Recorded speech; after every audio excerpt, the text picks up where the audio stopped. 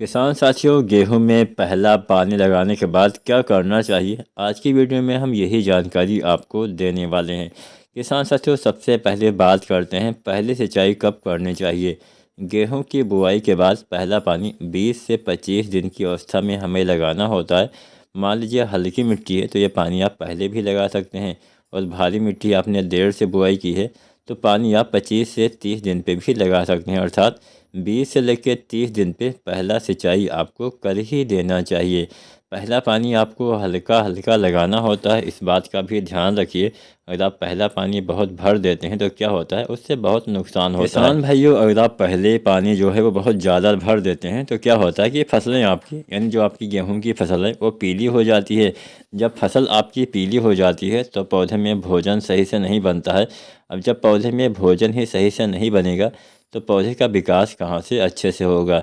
तो पीलापन जो पहले पानी वाला होता है, अगर आप ज़्यादा भर देते हैं तो ये पीलापन, कोई भी खाद का इस्तेमाल कर दीजिए, कोई भी दवा का इस्तेमाल कर दीजिए, ये ख़त्म नहीं होता है।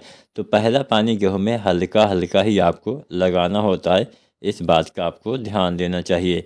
तो पहले पानी के बाद हम कुछ खादों का इस्तेमाल करते हैं। जैसे पहली चीज़ तो आपको नाइट्रोजन की पूर्ति करनी होती है। बिना नाइट्रोजन की पूर्ति के कभी भी आप गेहूं में अच्छे कल्ले फुटाव नहीं ले पाएंगे। लेकिन ये भी बात उतना ही सही है कि केवल नाइट्रोजन यानी यूरिया खाद डालने से ही आप ज़्यादा कल्ले नहीं ले पाएंगे। तो सबसे पहले हम यूरिया खाद के बारे में ही जानते हैं। पहली सिंचाई के बाद यूरिया 40 से 45 किलो प्रति एकड़ तक आपको इस्तेमाल करना होता है। यूरिया के इस्तेमाल से पौधे में वानस्पतिक विकास सही से होता है। कल्ले का फुटाव, चमक, ग्रोथ, हरियाली, ये तमाम चीज़ें नाइट्रोजन से ही आती हैं। तो पहला पानी 20, 25 या 30 दिन तक लगा दीजिए।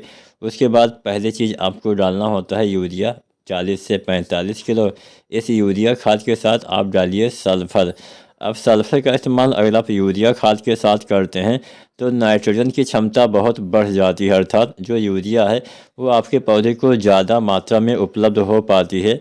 सल्फर के इस्तेमाल से आपकी मिट्टी में भी सुधार होता है। सल्फर को हम एक टॉनिक की तरह इस्तेमाल करते हैं। मिट्टी का टॉनिक, मिट्टी का सुधारक भी इसको बोला जाता है। तो सल्फर जो आता है 90% वाला या 80% वाला, 3 से लेकर 4 किलो प्रति एकड़ तक आपको यूरिया खाद के साथ अच्छे से मिक्स करके डालना होता है। अब साथ में आप डाल सकते हैं जिंक। कई बार जिंक की कमी से भी हमारे पौधे में अच्छी ग्रोथ, अच्छी फुटाव, हरियाली, वृद्धि अच्छे से नहीं होती है। तो जिंक की कमी अगर हो जाती है तो पौधे बौने भी रह जाते हैं, पौधे में पीलापन भी आ जाता है। तो पीलापन अगर होगा तो पीलापन जिंक की कमी से दूर हो जाएगा, पौधे सही से ज़्यादा मात्रा में भोजन बना पाएंगे। तो पहले पानी के बाद 3 खादें आपको अवश्य डालना है। पहली चीज़ डालना है यूरिया 40 से 45 किलो। दूसरा चीज़ आपको डालना है सल्फ़र 90% वाला या फिर 80% वाला, 3 से लेकर 4 किलो।